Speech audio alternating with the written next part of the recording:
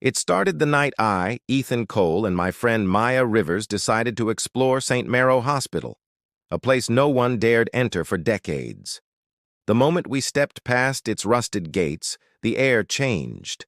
The shadows seemed alive, the floors groaned beneath invisible weight, and the walls whispered our names. I thought it was curiosity that drove me forward, but deep down, I knew. Something in that hospital had been waiting for us, and it wasn't human. I never believed in abandoned places, at least not the kind people whispered about on late-night forums or local legends. But the moment I saw St. Marrow Hospital, I knew I had to go inside. Its skeletal frame loomed over the street, windows shattered and dark, like black eyes watching me. Rust coated the metal gates, swinging loosely in the wind, creaking as if groaning under the weight of years of neglect. I felt a shiver run down my spine, but it wasn't fear exactly. It was something else, a strange pull, a curiosity I couldn't explain. I stepped over the broken glass littering the entrance. The crunch under my boots sounded deafening in the empty air. The smell hit me immediately, a mix of mildew, rust, and something faintly sweet, decayed, almost like sugar rotting in a damp cellar. The hospital seemed alive, breathing with the wind, creaking and groaning in protest at my intrusion. My flashlight flickered, and I had to shake it to keep the beam steady, illuminating peeling paint and crumbling plaster. Shadows moved along the walls as if the building itself were shifting around me, stretching and warping. The hallways were long, twisting, and lined with doors, most hanging crooked on their hinges. Each step echoed, yet something deeper echoed along with it.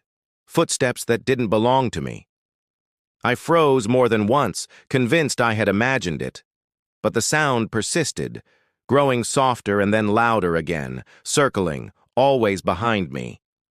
Dust swirled in the flashlight's beam, and when I kicked at it, the particles seemed to form shapes that disappeared when I blinked. I found what looked like the nurse's station. Drawers lay open, spilling rusted scissors, tarnished clamps, and yellowed papers. On one counter, a stack of patient charts sat, brittle and curled with age. The ink had faded, but some names were still legible. I couldn't stop myself from looking, reading through the faded notes.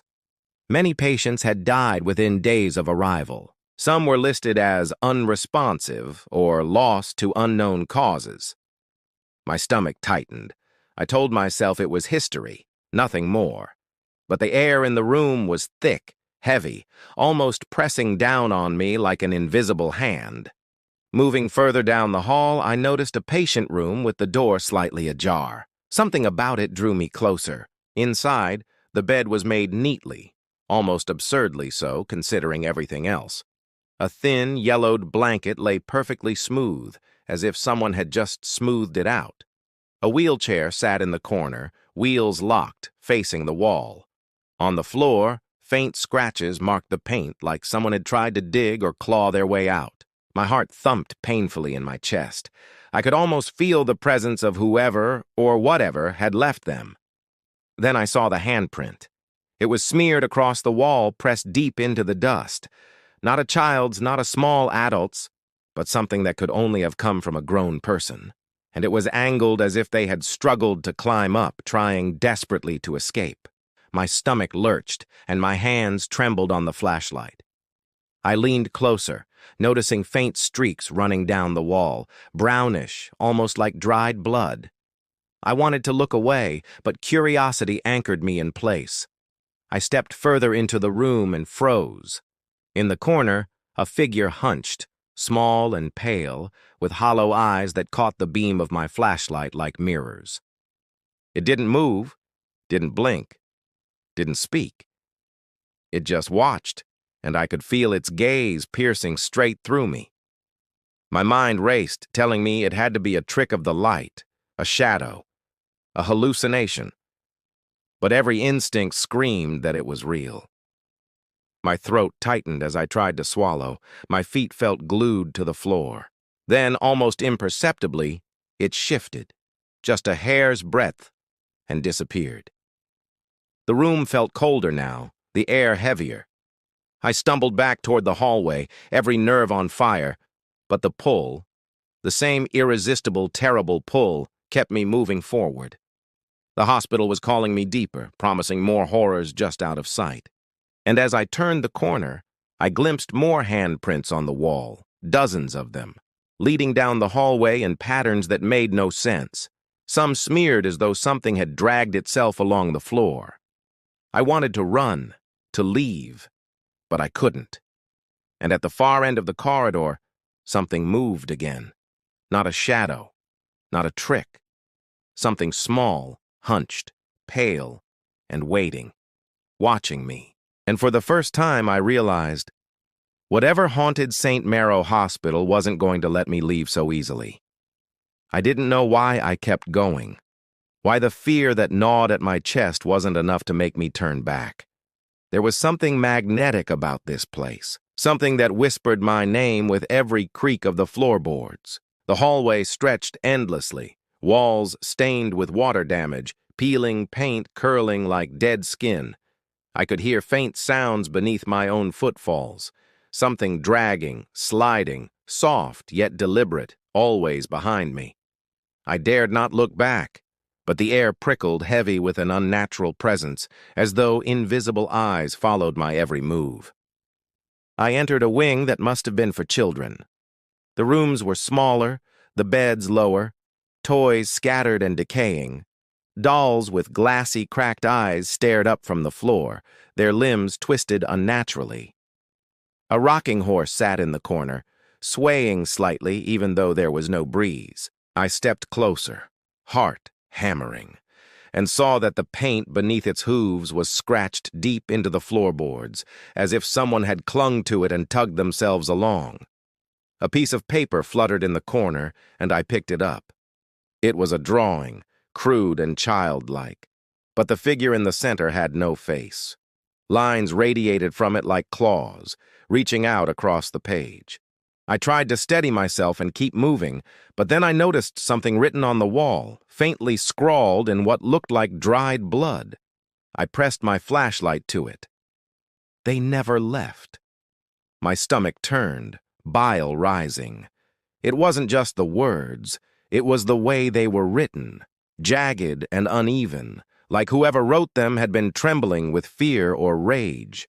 My mind screamed at me to leave, but my legs moved of their own accord, drawn toward the deeper parts of the wing. The door at the end of the hallway slammed shut, the sound so loud it echoed like a gunshot. My flashlight flickered violently, casting shadows that stretched like claws across the walls. I lunged for the door, tried to open it, but it wouldn't budge. Panic surged, tightening my chest, making it hard to breathe. Then I heard it, soft, dragging footsteps circling around me. I held my breath, too terrified to move. The steps slowed, then stopped. Silence. Then the scream. High-pitched, guttural, almost inhuman. It came from deep within the wing, reverberating off the walls, vibrating in my bones. It didn't sound like it belonged to a person. Yet it carried the same raw terror. I wanted to run, to flee this place, but something compelled me forward, and I followed the sound, stumbling over debris and broken tiles. In one room, the blankets on the beds began to twitch. Not just shift, but move as if invisible hands were lifting them. I froze, flashlight trembling. A figure emerged from beneath one blanket, hunched, small, its skin gray and cracked like old porcelain. It didn't move toward me, yet I could feel its gaze, sharp and accusing, burning into me. I raised my flashlight, shining it directly on the figure. Its eyes were hollow, black voids, yet they seemed to see every thought, every fear. And then it vanished. 1 second it was there, the next, gone. The blankets settled back onto the beds as if nothing had happened, but I could still feel the presence lingering, suffocating, watching me from all sides. My chest heaved as I stumbled backward, tripping over a toppled chair, my flashlight bouncing and casting shadows that twisted like living creatures. I glanced at the walls and my heart froze. Bloody handprints had appeared, dozens of them, smeared across the paint. Some were small, child-sized, others large, grotesquely elongated. They led down the hall, not just on the walls, but across the floor and ceiling, forming a maze of desperate scratches and stains. Above the prints, the words were written again, jagged and desperate. "You should not be here." I couldn't stop moving, couldn't stop running, though I had no idea where I was going. Every door I tried was locked. Every hallway twisted back on itself like the hospital had rearranged itself. The whispers began again, this time multiple voices, all overlapping, all calling my name, all pleading and accusing at once. I could feel them closing in, circling, pressing against my mind, trying to make me see, make me understand something I couldn't. In the far corner I saw a figure, a shadowy outline, hunched and small, watching me from the darkness. It didn't move, yet I could feel its eyes, cold and endless, following me. I blinked, and it was gone, replaced by a room empty of life, yet filled with an unbearable silence that pressed against my ears. My flashlight flickered again, and I realized the walls themselves seemed to pulse, shifting slightly, alive. And then I noticed the tray of surgical tools on the counter, arranged neatly, gleaming in the dim light. I knew it hadn't been there before, but it didn't belong to anyone alive. My mind screamed at me to leave, but I couldn't tear my eyes away. One tool, a rusted scalpel, quivered slightly as if moved by invisible fingers, and above it, etched into the countertop with a precision that was impossible for a human hand, were the words, "I see you." I stumbled into the morgue without meaning to. The hallway had twisted in ways that made no sense, turning corners that shouldn't exist. My legs were burning, my lungs screaming for air, but I had no control over where I was going. The doors of the morgue hung slightly open, inviting me in, and the cold that escaped from them hit me like a punch to the chest. The air smelled foul, a mixture of rot, chemicals, and something deeper, metallic, almost alive. I knew instinctively that this was the heart of the hospital's darkness. Inside, the steel tables gleamed under my flashlight, lined up in perfect, horrifying order. I could see the faint outlines of bodies beneath thin white sheets. My stomach twisted, but I forced myself closer. One of the drawers was slightly open, as though someone had forgotten to close it. I hesitated, my fingers trembling as I reached for it. When I pulled it open, I saw the remains of a body, gray and shriveled, skin stretched tightly over bones. The corpse looked as if it had been preserved through some unnatural means, and then I saw it. The chest was carved, deep into the flesh, words etched with a precision that made my blood run cold. "I watched you." My mouth went dry. I stumbled backward, my heart hammering, and my flashlight flickered as if the hospital itself were breathing, watching me, waiting. I turned to leave, but the reflections in the steel tables caught my eye. Shadows moved in the corners of the mirrors, tall and thin figures pressed against the surfaces. Their faces were blurred, almost human, but distorted in impossible ways. They didn't belong to this world, yet they mimicked life, moving just slightly at the edges of my vision. I blinked, and they were gone. But I could still feel their gaze, cold and penetrating, like icy fingers on my spine. Then I heard laughter, high-pitched, frantic, almost manic. Children laughing, but not with joy, more like panic, terror. A sound that made the hair on the back of my neck stand straight. It echoed from the far end of the room, bouncing off the walls and tables, growing louder, surrounding me. I wanted to cover my ears, to block it out, but it wasn't sound alone. It was feeling, vibrating through my bones, pressing against my chest, clawing at my sanity. I ran, stumbling over toppled equipment and broken tiles. My flashlight bounced across the floor, illuminating glimpses of something moving just beyond the light. At first, I thought it was my imagination, but then I saw the sheets twitch on the tables. One by one, they lifted slightly, like hands of invisible people trying to rise. My stomach lurched as I realized that the bodies beneath were not entirely still. The laughter became voices, overlapping whispers, pleading, accusing, calling my name.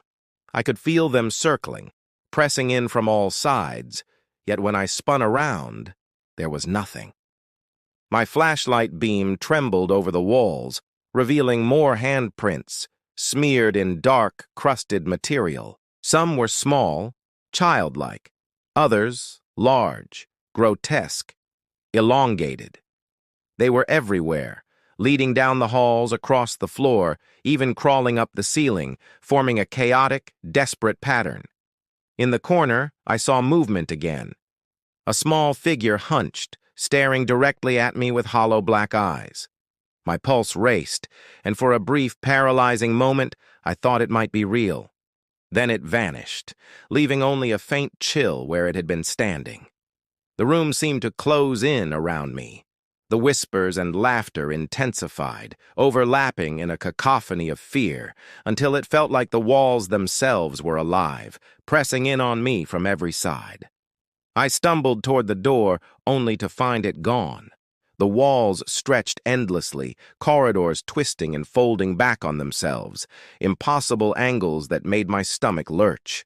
My mind screamed for logic, for reason, but there was none. The hospital wasn't just abandoned, it was alive, breathing, and hungry. And then I noticed something on the far wall.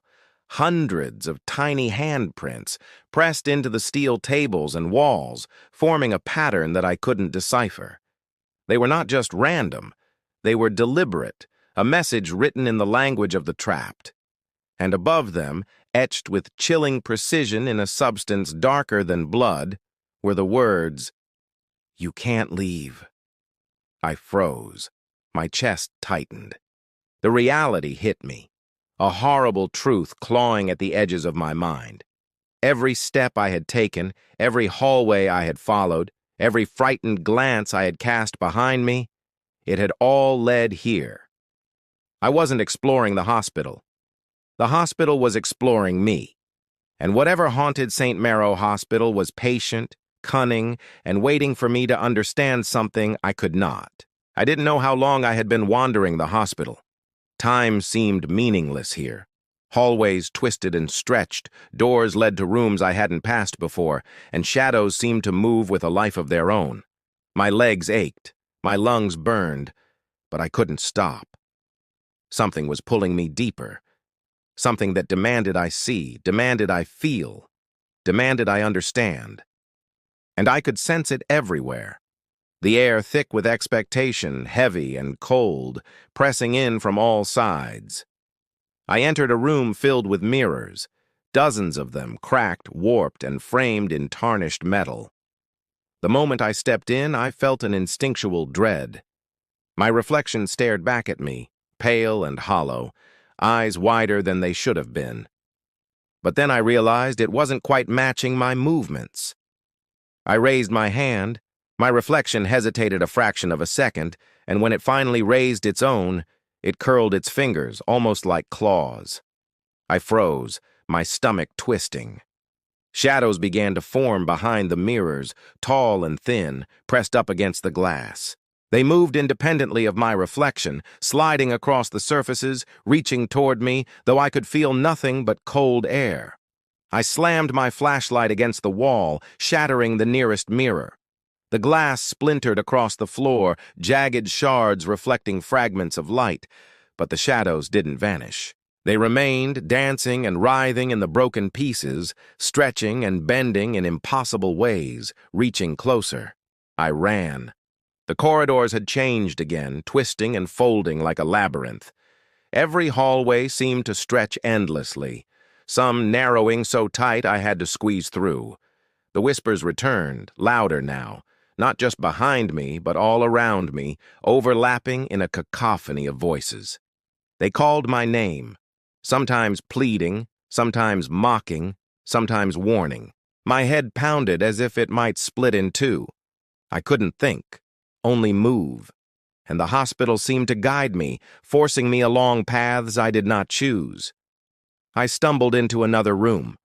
The walls were lined with peeling wallpaper, stained with long-forgotten fluids, and the floor was slick with a dark, sticky substance. It smelled of decay, iron, and something fouler that made my stomach heave. The room itself felt alive, breathing, pulsing, and I could see shadows crawling along the floor like insects. I froze, my flashlight trembling in my hand, and that's when I noticed the writing. Not on the walls this time, but etched into the floor itself. Hundreds of tiny letters forming a message in a language I didn't know, yet somehow understood. You belong here.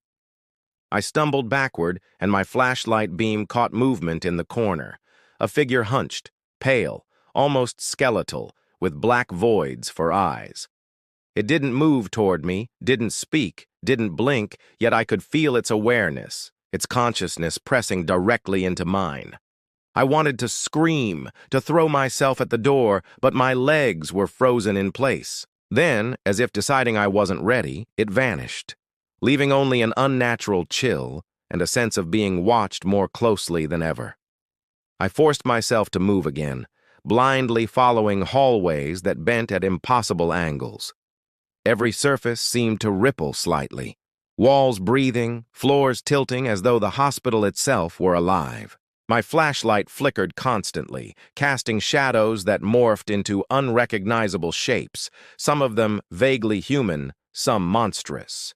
My ears rang with the laughter and whispers, overlapping in layers, voices of the dead, voices of the trapped, voices that seemed to come from inside me as much as from the rooms around me.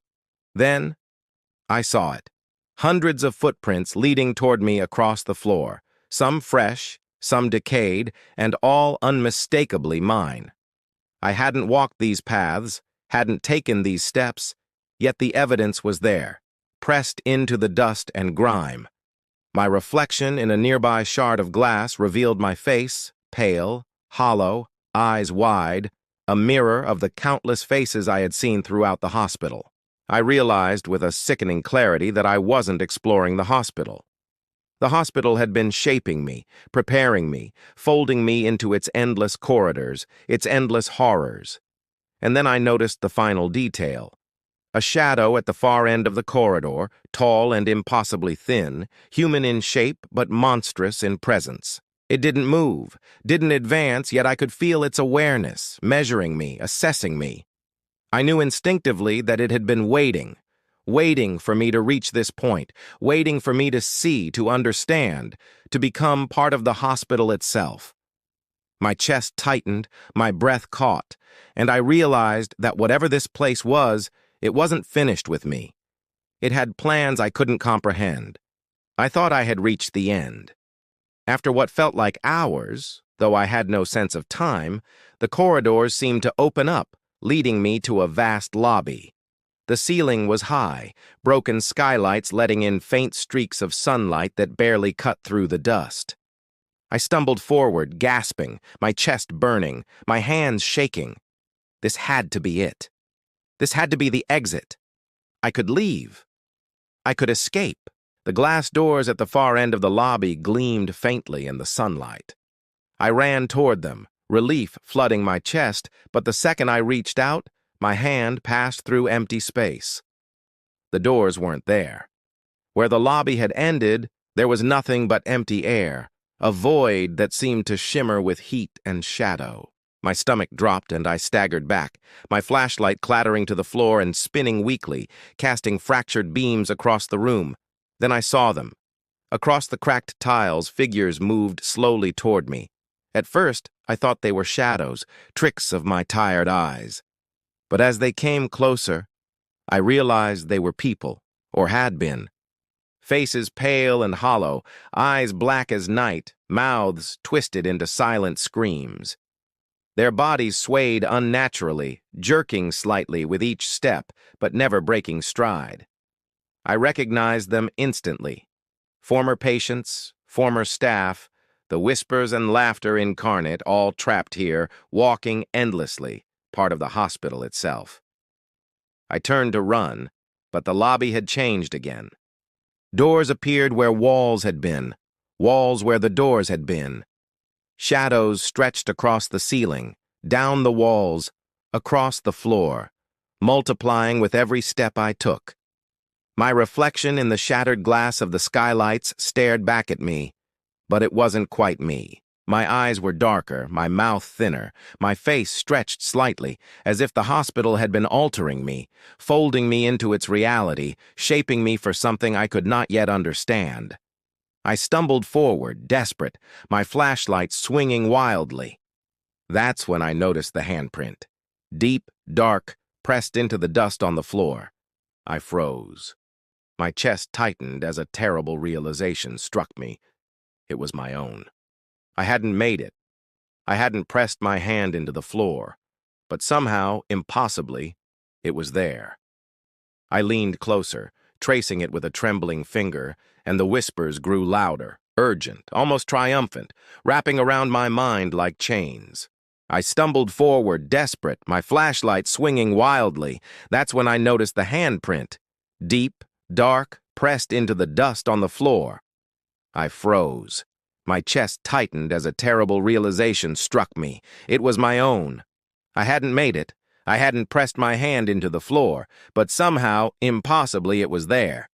I leaned closer, tracing it with a trembling finger, and the whispers grew louder, urgent, almost triumphant, wrapping around my mind like chains. And then I saw it. A shadow in the shape of the hospital itself, standing in the middle of the empty lobby, impossibly tall, impossibly dark. Its edges were not solid, flickering and pulsing like smoke in a breeze. It waited, motionless, watching, aware of me. I could feel its hunger, its intelligence, the way it had orchestrated every step I had taken, every fear I had felt, every sight that had driven me toward it. I understood in a way that should have been impossible that it wanted me, that it had been waiting for me to arrive. I tried to scream, but no sound came out. I stumbled backward, tripping over the tiles, my flashlight clattering across the floor. The figures of the patients and staff moved closer, circling me now, forming a corridor of death, and the shadow in the middle pulsed with dark satisfaction. I wanted to run, but my legs would not obey. I was trapped in their design and the hospital's plan. And then, the impossible happened. The lobby faded. The figures blurred. I was no longer in the hospital, or at least not physically. I found myself standing on the cracked street outside, sunlight warming my face, the city quiet, abandoned. I was alive, I thought. I was free. Relief surged through me, but as I looked back, the empty lot where the hospital had stood was gone. In its place was only dirt and grass, overgrown, unremarkable, like it had never existed. I took a step backward and froze. In the soil, a single handprint pressed deep into the earth, dark and unmistakable. My handprint. I bent down, touching it, and the whispers returned, softer this time, but urgent, impossible to ignore. And across the empty street I could see them, the figures I had seen in the lobby, pale, hollow-eyed, standing motionless, watching. Their gaze followed me even as I ran, and I realized, with a chilling certainty, that the hospital had not let me go. It had marked me. I had survived, but it had not finished. I don't know if it will ever let me leave completely. Sometimes at night I feel it watching me, a shadow moving at the edge of my vision. And I know deep down that St. Marrow Hospital is still there, somewhere, waiting, breathing, planning. And one day, I will have to return.